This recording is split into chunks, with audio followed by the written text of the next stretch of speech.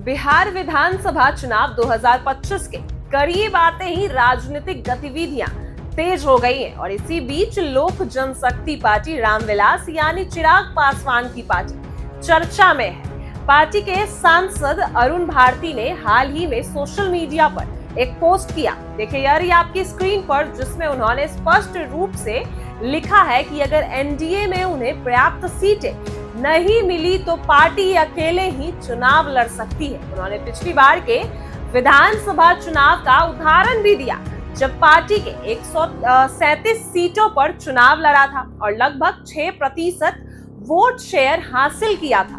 लेकिन उनका मानना है कि अगर पार्टी सभी 243 सीटों पर चुनाव लड़ती तो वोट शेयर 10% तक पहुंच सकता है। इसके अलावा 2024 के लोकसभा चुनाव में पार्टी की जो सफलता है उन्हें और अधिक आत्मविश्वास दिया है कि बिहार में भी अकेले चुनाव लड़ने की स्थिति में पार्टी अच्छा प्रदर्शन कर सकती है। वहीं राष्ट्रीय जनतांत्रिक गठबंधन एनडीए के भीतर सीटों के बंटवारे को लेकर मतभेद नजर आ रहे हैं। भले ही बीजेपी और जेडीयू के बीच सीट बंटवारे पर सहमति बनने की खबर है, लेकिन छोटे सहयोगी दल अपनी हिस्सेदारी को लेकर अभी भी असंतुष्ट हैं। चिराग पासवान की पार्टी ने 40 सीटों और 40 से 43 सीटों की मांग की, जबकि अन्य सहयोगी दल का कहना है कि बंटवारे में कोई समस्या नहीं है। वहीं अरुण भारती के इस संकेत से साफ हो गया है कि यदि एनडीए ने सीटों का बंटवारा उनके अनुसार नहीं हुआ तो पार्टी अकेले चुनाव लड़ने का विकल्प भी चुन सकती है। ऐसे में बिहार की राजनीति में कई सवाल खड़े हो गए हैं। पहली बात तो यही है कि अगर एलजेपी अकेले चुनाव लड़ती है तो एनडीए की जो एकजुटता है उस पर गंभीर प्रभाव पड़ेगा। दूसरी बात यह है कि चुनावी रणनीति और जो प्रत्याशी चयन में बदलाव की संभावना बढ़ जाएगी। तीसरी और सबसे अहम बात यह है कि पार्टी के फैसले का असर बिहार के मतदाताओं पर कैसे पड़ेगा और चुनावी परिणाम किस दिशा में जाएंगे। राजनीतिक विश्लेषक यही मान रहे हैं कि चिराग पासवान की पार्टी का यह चाल बिहार की राजनीति में नए समीकरण बदल सकती है।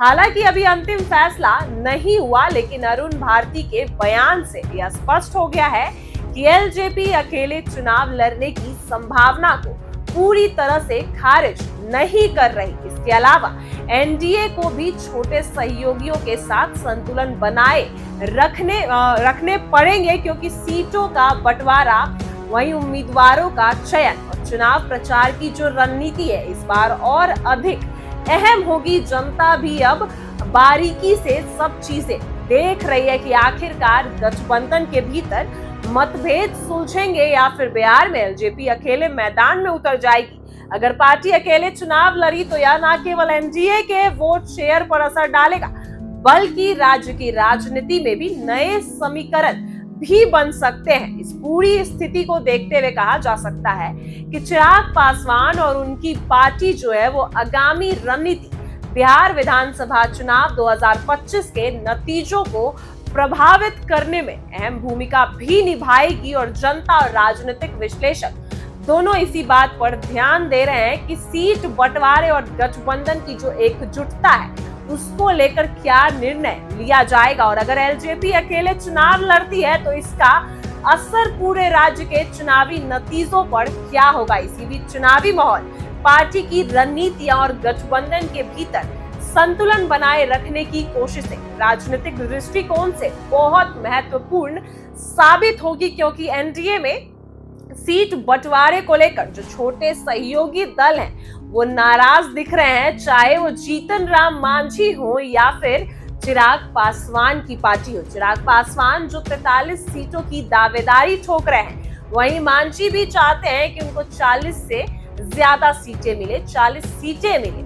लेकिन एनडीए में सीट बंटवारे में ना ही तो मांझी को उतनी सीटें दी जा रही हैं, ना ही चिराग पासवान को, और दोनों कहीं ना कहीं यह कहते नजर आए हैं कि वो अकेले चुनावी मैदान में उतर सकते हैं। तो यह क्या राजनीतिक संकेत है कि एनडीए से अलग हो जाएंगे अब चिराग पासवान और मांझी।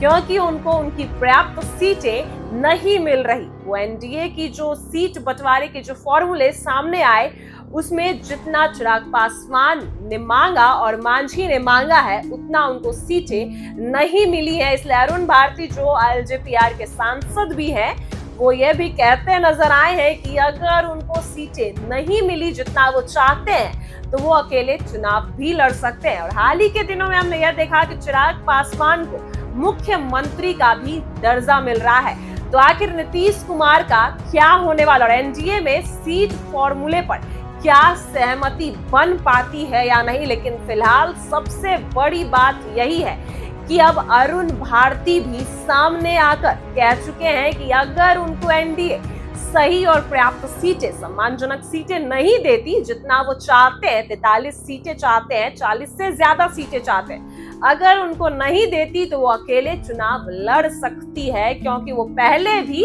लड़ चुके हैं। तो ये सब कहते नजर आए हैं अरुण भारती। और जहां हिंदुस्तान अवाम मोर्चा के जीतन राम मांझी भी यही कहते नजर आ रहे हैं कि अगर उनको भी उतनी सीटें नहीं मिली तो वो भी कहीं ना कहीं अकेले चुनाव लड़ सकते हैं। हालांकि उन्होंने सफाई भी दी कि कार्यकर्ताओं के लिए ये सब बोलना पड़ता है, लेकिन कहीं ना कहीं अभी अटकलें हैं कि उनको भी उनके जितना पर्याप्त सीटें नहीं मिलती तो वो भी अकेले चुनाव लड़ सकते हैं। लेकिन अब अरुण भारती ने तो खुलेआम बोल दिया है कि अगर एनडीए उनको सीटें जितना सीट वो चाहते अगर नहीं दे तो अकेले चुनाव भी लड़ सकते हैं। पहले भी वो लड़ चुके हैं। तब क्या कुछ होगा एनडीए के सीट बंटवारे में आपको हम बताएंगे। लेकिन फिलहाल ये सबसे बड़ी खबर है कि एनडीए में एकजुटता का संदेश कहीं नहीं दिख रहा। एनडीए पूरी तरीके से अलग होती दिख रही है, चाहे वो चिराग पासवान की पार्टी हो या हिंदुस्तान अवाम मोर्चा जीतन राम मांझी की पार्टी हो या उपेंद्र कुशवाहा की पार्टी हो, क्योंकि सबको अपनी सम्मानजनक सीटें चाहिए